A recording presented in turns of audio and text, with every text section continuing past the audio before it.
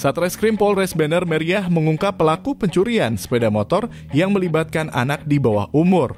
Dalam kasus itu, petugas mengamankan pelaku berinisial DRR warga Kampung Bale Atu, Kecamatan Bukit, Bener Meriah. Selain itu, polisi juga turut meringkus 2 orang penadah yakni RS dan SD warga Kabupaten Langkat, Sumatera Utara.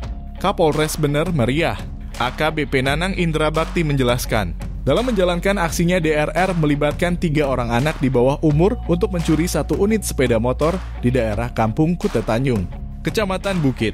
Para pelaku terungkap setelah penyelidikan Polres Bener Meriah dan unit Reskrim Polsek Bukit mendapatkan petunjuk. Saat ini tersangka DRR, RS, dan SD sudah ditahan. Sementara ketiga anak di bawah umur tersebut belum dilakukan penahanan.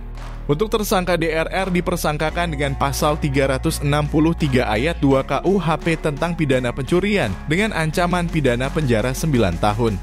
Sementara tersangka anak di bawah umur dikenakan pasal 363 ayat 2 dan Undang-Undang 11 tahun 2012 tentang Sistem Peradilan Pidana Anak. Sedangkan tersangka RS dan SD dikenakan pasal 363 ayat 2 dan pasal 480 KUHP tentang tindak pidana pertolongan jahat atau penadahan dengan ancaman 4 tahun.